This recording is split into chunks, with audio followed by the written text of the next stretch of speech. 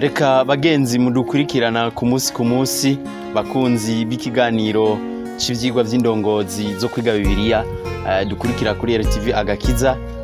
Reka munkundire ndabashimire kandi ndanabaha ikaze muri kino kiganiro. Reka tubonereho aka kanya kugira ngo dushimire Imana. Dushimire Imana cyane kubera yuko yaratuzigamye itugirira imbabazi nyinshi. Turaramvye mu by'ukuri umuntu amaze umunsi akamara indwi akamara ukwezi abarambye cyane kubera yuko ku munsi kw'isegonda ku munota hari abantu benshi bava mu mubiri. Rero twebwe tugihema tuba dufise impamvu nyinshi zotuma dushima Imana. Rero tugiye kubandaniriza muri rwarukurikirane rw'ivyigwa byo kwiga indongozi zo kwiga Bibiliya. Tugeze ku munsi wa kabiri w'iyinga kwigenekerezo ry'umunani z'ukwezi kwa gatandatu umwaka wa 2020 aho tugiye kwiga ikigwa kigira kiti umunsi umwaka uburyo bwo guharura ibintu byinshi twize byo mu buhanuzi. Rero iki ni ikigwa c'ubuhanuzi nico gituma ndabasabye kugira ngo mukurikirane, ugize ikibazo acandike, ugize inyunganizi na wene ayandike. Imana ibahezagire. Imbere yuko dutera imbere reka tubanze dusenge. Nyene icubahiro Mwami Imana ugira ubushobozi bwinshi, ugira imbabazi nyinshi n'ubuntu butangaje. Tugushimiye ukuntu twitwararika turi abanyantege nkeya. Tugushimiye ukuntu utugirira imbabazi nyinshi. Reka rero tugusabe kugira ngo wirengagize ibyaha byose bitubonekako, maze imbabazi zawe ubuntu bwawe bwinshi butubeko kugira ngo bikundike tube twemewe uzobukoze. Kumaze kutubabarira reka tugusabe ngo Mwami Imana urungike ubushobozi mvajuru kugira ngo bubane natwe muri kino cigwa, abavuga n'abumviriza kugira ngo twese ubushobozi bwawe butubeko, maze ijambo ryawe turitahure ribe muri twebwe rigwiriye kugira ngo kuherezo ry'uru rugendo tuze tugusanganire twishimanye n'abatwumvise nabo twagendeye, kuko tuvyambaje twizeye kugiye kubidukorera mu izina rya Yesu. Uyu munsi rero nkuko tuhejeje kubibona tugiye kwiga ikigwa c'ubuhanuzi aho tubona uburyo bwo guharura ibihe bwagereranijwe muri Bibiliya n'umwaka ku munsi. Rero usomye mu butumwa bwiza bwanditswe na Luka igice c'8, Yesu igihe yarahejeje guca umugani w'umubivyi, hari umuntu yaje yihuta aramubaza ati mwigisha mwiza, mbega ni kubera iki wigishiriza mu migani ishengero rikoranye? Maze Yesu aramwishura ati ubwenge bw'ibihishijwe mwarabuhawe, ariko abandi bumvira mu migani kugira ngo bumve ariko ntibatahure, baraba ariko ntibabone.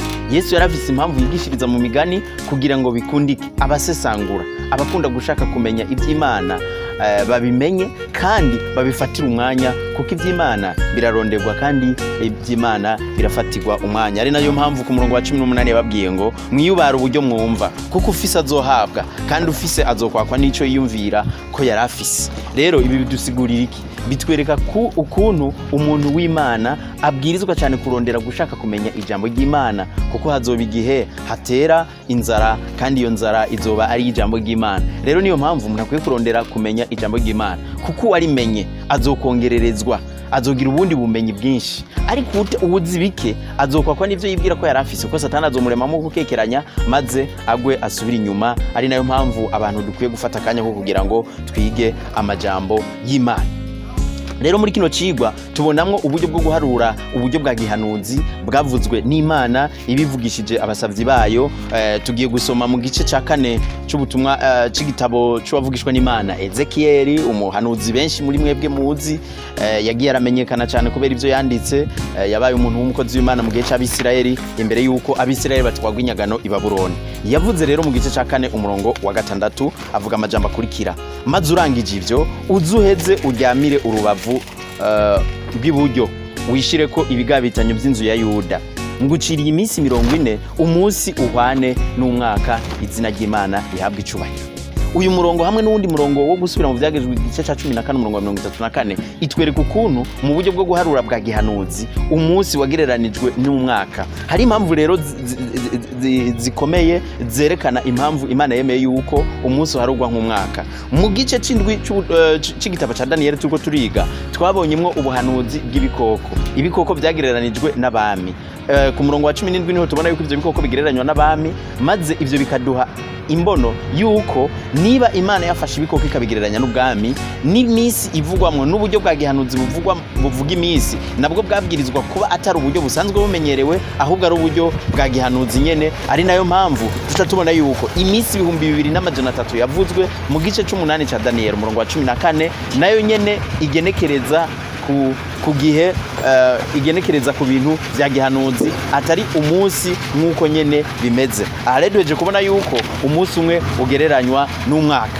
Rero Daniyeli igihe yerekwa mu gice c'indwi yabonye ibikoko ubwami bune buzogenda bukurikirana. Ubwa mbere yabonye igikoko casa n'intambwe. Ico gikoko ugiye kuraba ubusobanuro yahawe uhereye ku mirongo ya 25 uzobona yuko ico gikoko uhereye ku mirongo ya 18 muri Antunga uzobona yuko ico gikoko kigereranya ubwami bwa Babuloni, ubwami bwageze igihe bukaba ubwami bukomeye cyane, maze ubwo bwami buragera igihe intwaro yabwo iravaho burahangura. Maze ikindi gikoko cakurikiye cari igikoko kiboneka ko casa n'idubu kikaba gihengamiye uruhande rumwe, cerekana uburyo ubwami bwa Medi n'Abaperesi nabwo buzoza bukiganzira isi maze bukayitwara. Rero ubu bwami nabwo bwarabayeho nkuko twabibonye mu buryo bwa gihanuzi.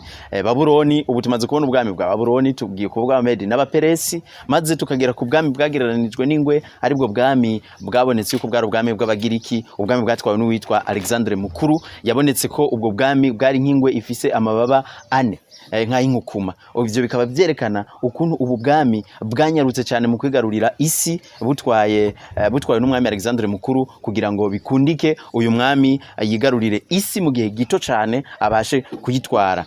Iyi mirongo rero mukwiye kuzofatira umwanya kugira ngo musubiremwo akadome kamwe ku kandi. Maze mu nyuma ngo yabonye igikoko kigira 4. Ico gikoko cari gifise ukuntu gitandukanye cyane n'ibindi. Ico gikoko ngo cari giteye ubwoba, maze kirajajanga kirasiribanga ibindi ivyo cariye, ibindi navyo kibihonyangisha ibirenge vyacu. Vyerekana ubundi bwami bwagiye bubaho bukomeye. Ubwami bwatanguye mu myaka y'1168 imbere y'ivuka rya Yesu, ukagera mu mwaka wa 476 inyuma y'ivuka rya Yesu. Aribwo bwami bwamaze igihe kirekire, ari naco gituma ikikoko cari gitandukanye n'ibindi bikoko, kubera camaze ubwa mbere caramvye igihe kirekire kandi cyahitanye n'amasinzi y'abantu benshi. Iruhande y'ivyo kigeretse ko buca buhitana n'umwami Segaba w'amahanga asumba byose ariwe Mesiya, kuko ubu bwami subundi n'ubwami bw'Abaromani bwabayeho muri ico gihe. Nibwo bwanahitanye umwana w'ikinege w'Imana Yesu Kristo. Muribuka yuko Yesu yaciriwe urubanza ku mucamanza mukuru yitwa Ponte Pilato. Uyu Ponte Pilato muramuzi kubera yuko ariwe yaciriwe urubanza Yesu. Yanditse amateka akomeye.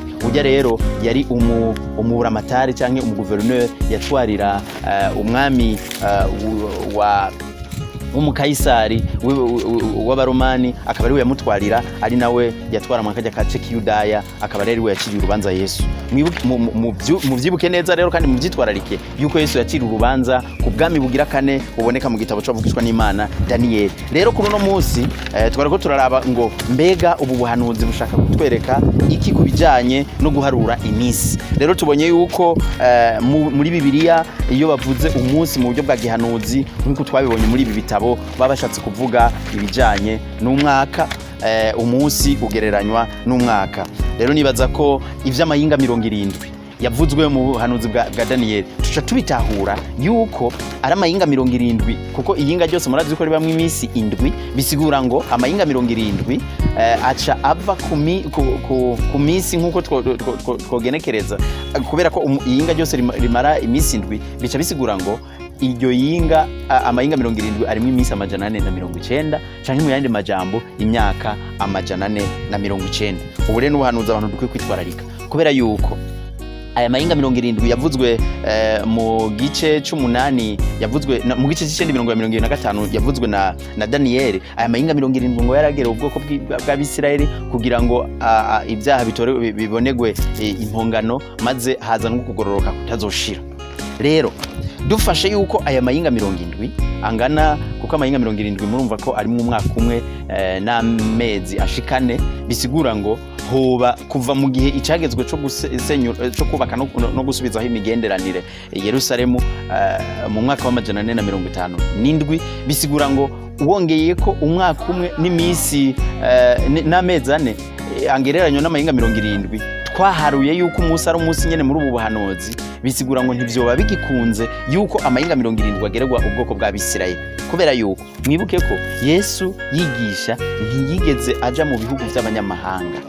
igihe ciwe yakoze yigishije mu bihugu by'abayahudi, mu bihugu by'i Yerusalemu. Yagendagendeye hariya mu burasirazuba bwo hagati, akagendera mu bwoko bw'Abisirayeli, aribwo kubera yuko yarakiri mu mayinga 70 atari yemerewe kuharengana. Iki gihe muca mubona yuko iyo baza gufata umwaka umwe bakawongera ko ku mwaka wa 157 twaharuye ku munsi nyene nk'uko ubuhanuzi buvuga, ivyo ubuhanuzi ntibwobaye bukibaye impamo. Ari nayo mpamvu iboneka ko iyo igihe Imana yavuga ngo umunsi yari igenekereje ku mwaka, niho tubiharura tukaca tubona yuko bikunze. Ibi rero hamwe n'ibindi biratwereka mu buryo bwagutse yuko iyo bavuze mu buhanuzi umunsi baba bavuze umwaka. Twabonye imirongo ibishingira intahe kugira ngo ndayibibutse. Ezekiel igice cya 4:6, gusubira mu byagezwe igice cya 14 umurongo wa 34, muze musome mwitonze kugira ngo mubashe